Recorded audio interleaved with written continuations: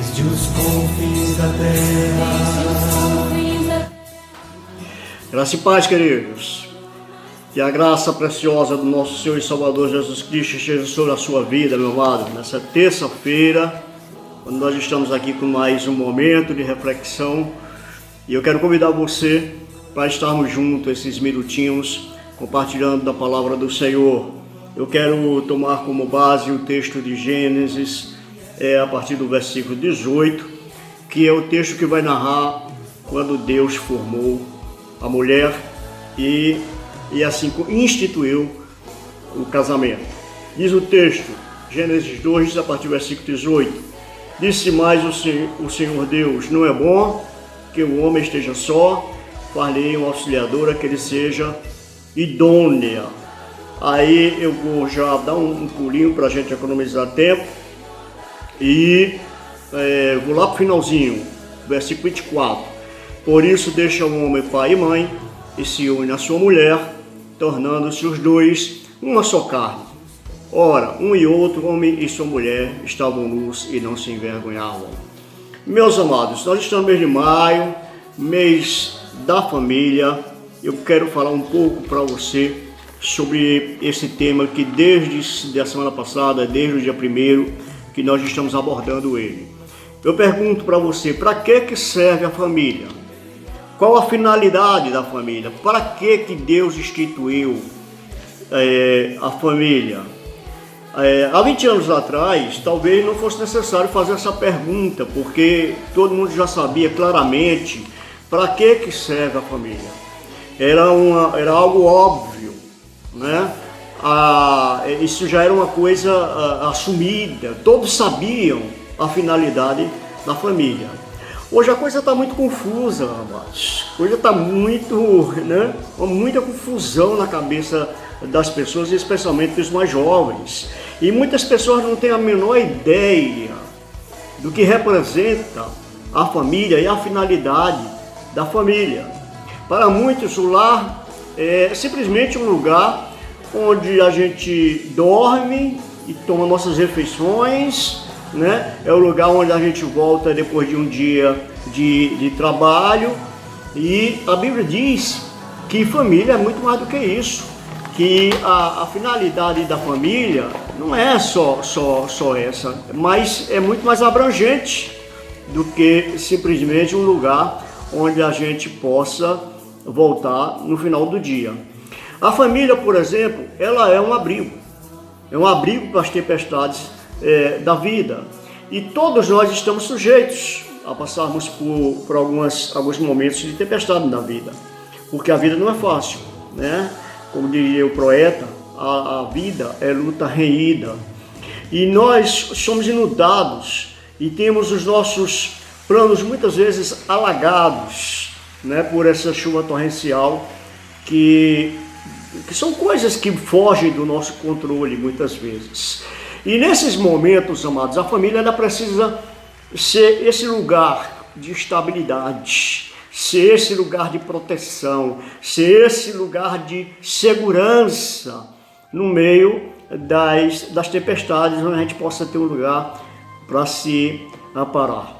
E a Bíblia diz que Deus criou a família para ser um abrigo das tempestades. Provérbios capítulo 14, versículo 26, Salomão diz: No temor do Senhor há firme confiança, e os filhos terão um lugar de refúgio. Os seus filhos, eles têm um lugar de refúgio dentro de sua casa. Eles se sentem seguros dentro do lar. Há vários tipos de tempestades, amados, a que estamos sujeitos.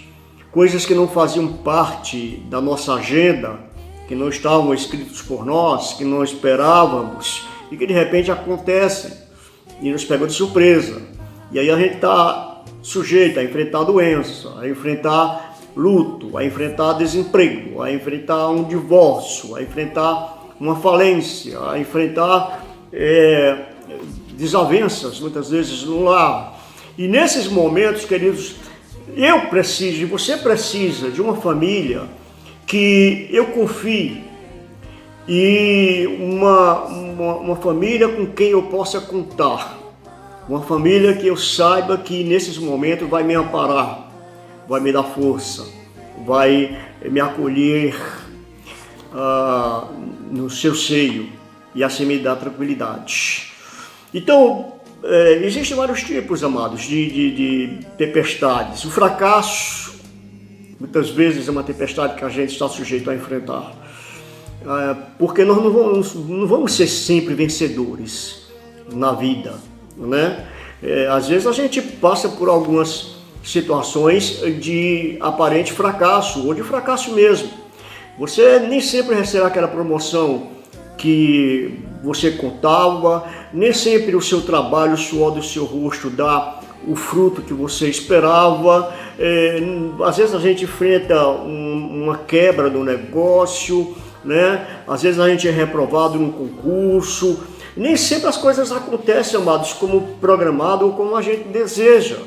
Mas você pode lidar muito melhor com esses momentos de crise, de fracasso na vida, quando você chegar na sua casa e encontrar alguém que esteja com os braços abertos para lhe acolher, que lhe dê aquele abraço gostoso, que lhe conforte, onde possa lhe acolher como um verdadeiro abrigo em meio às tempestades que a gente às vezes tem que enfrentar nessa vida. Então, esses fracassos fazem parte dessas tempestades. Quer ver uma outra tempestade? Às vezes a gente enfrenta rejeições na nossa vida. Às vezes alguém diz coisas pra gente que nos machucam, que nos ofendem, que nos magoam. Às vezes a gente carrega dentro de nós, queridos, algumas feridas que vêm lá do passado, né? De quando a gente era criança, adolescente, de que a gente muitas vezes passou por situações que se sentiu abandonado, que se sentiu rejeitado, né?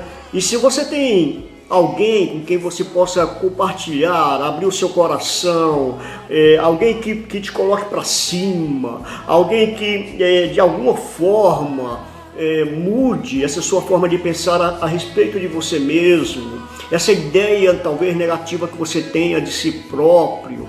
E se você tiver alguém que esteja ali lhe elogiando, se você tiver alguém ali na sua família que esteja dizendo, não, você é capaz, você é uma pessoa vitoriosa, olha, Deus está contigo, olha, o Senhor vai te dar vitória. Se você tiver alguém assim, queridos, que esteja te animando, né? Que esteja trazendo essa esperança para o seu coração, essa palavra de fé para o seu coração.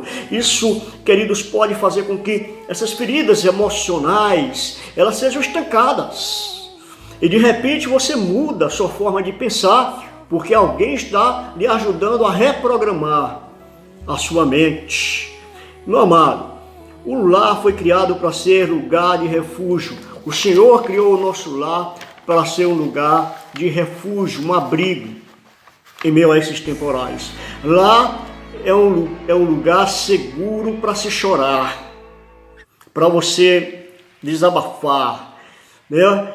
Porque são pessoas que normalmente você confia, ou que pelo menos devem ser pessoas que você confia, para você conversar, para você se abrir, para você falar o que é que você está sentindo e ter uma intimidade que você não tem com outras pessoas de fora. E o lar é esse lugar. Lá é um lugar onde eu posso abrir o meu coração sem medo, sem reservas, sem medo de ser julgado, de ser rejeitado.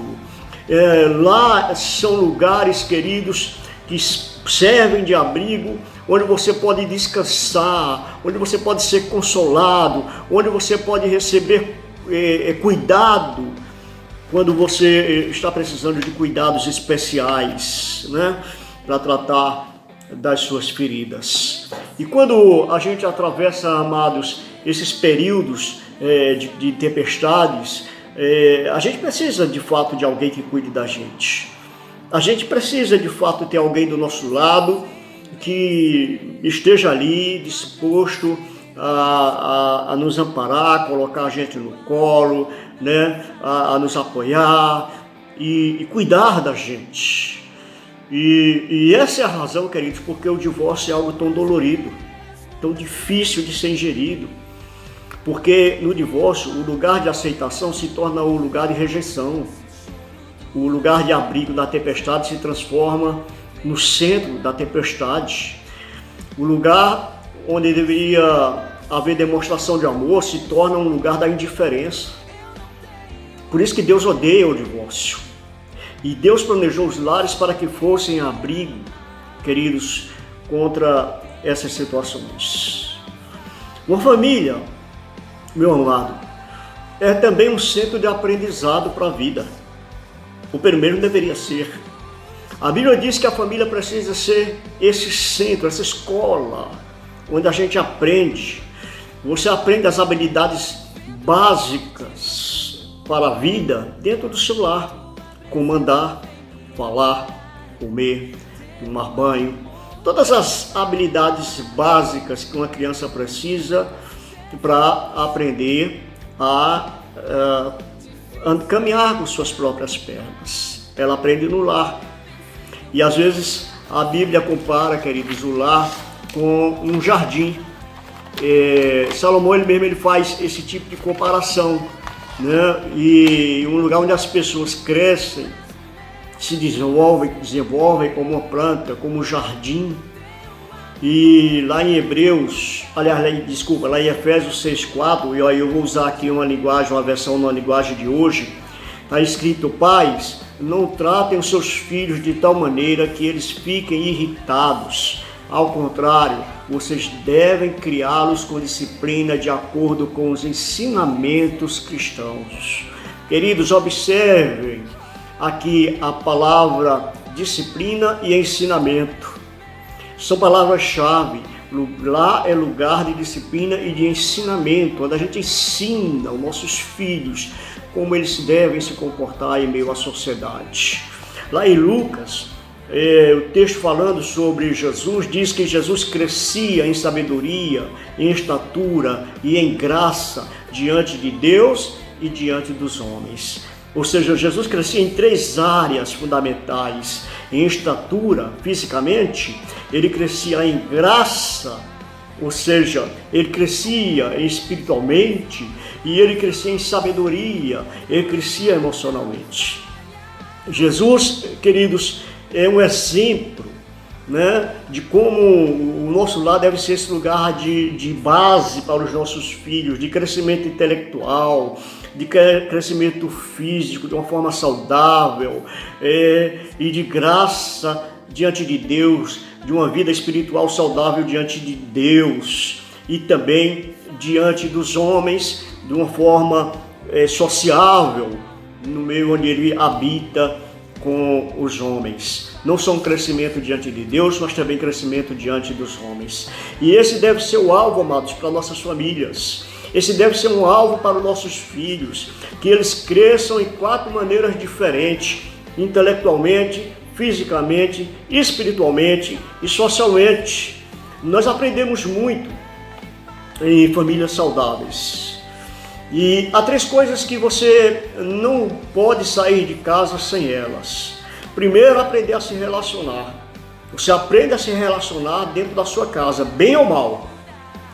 Você aprende a se relacionar dentro da sua casa, de uma forma correta ou de uma forma errada, de uma forma eficiente ou ineficiente. E a sua felicidade, queridos, vai depender muito, a felicidade dos seus filhos, da forma como eles se relacionam com Deus e com os homens. E a gente aprende isso em casa. Segundo, a questão de caráter. Muito do que a gente basicamente, a gente herdou de nossos pais. É por isso que as pessoas dizem tal pai, tal filho. Então, caráter é algo que é como uma gripe, a gente pega.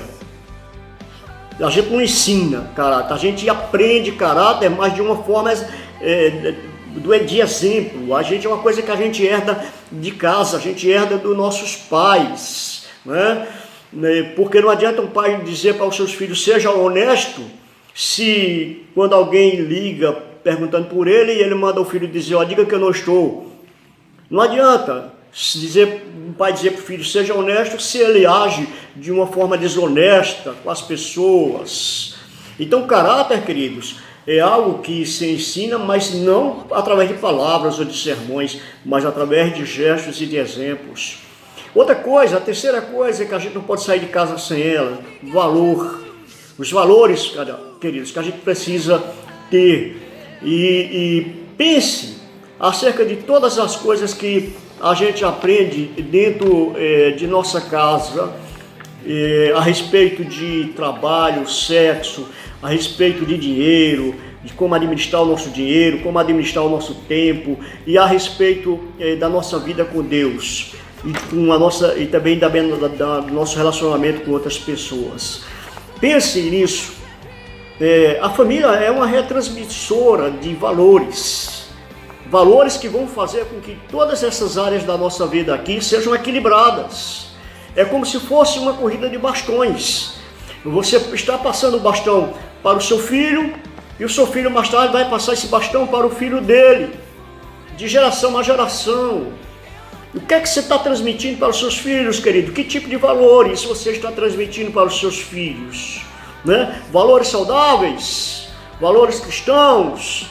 Ou você está permitindo que ele adquira esses valores mundanos e diabólicos que estão por aí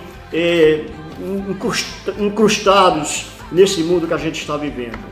O que é que eu estou transmitindo, ensinando de maneira intencional ou não intencional aos meus filhos? O que é que eu estou ensinando a eles acerca da vida financeira? O que é que eu estou ensinando a eles acerca do sexo? De como eles devem lidar com o sexo? O que é que eu estou ensinando a eles acerca do caráter cristão, da honestidade, ou seja, de todas as questões da vida, para que eles se tornem homens e mulheres respeitados no futuro? O que é que eu estou ensinando a eles acerca da importância da família, queridos?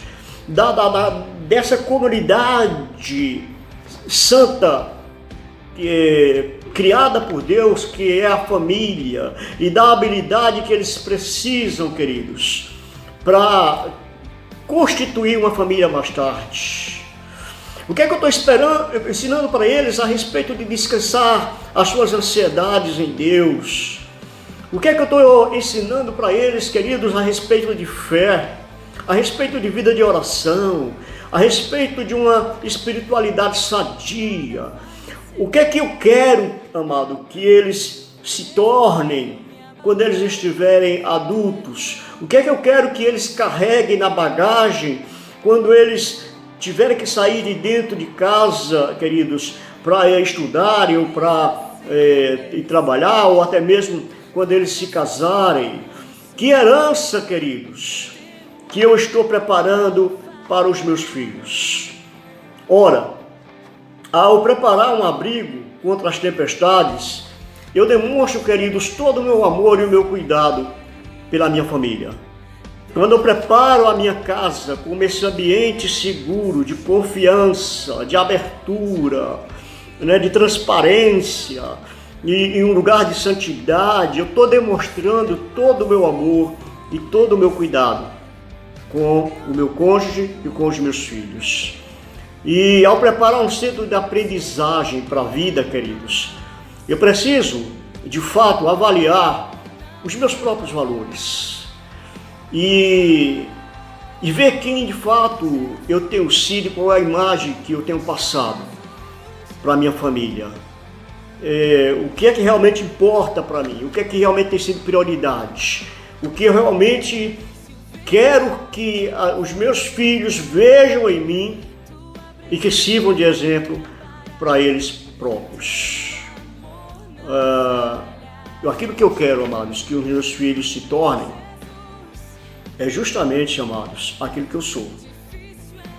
E é por isso que Paulo, ele diz de uma forma muito apropriada: eu sou o que sou, mas apesar das minhas fraquezas, dos meus pecados e da minha carne, a minha meta, queridos, é transformar a minha casa e a geração dos meus filhos e a geração dos meus netos melhor do que o que eu sou.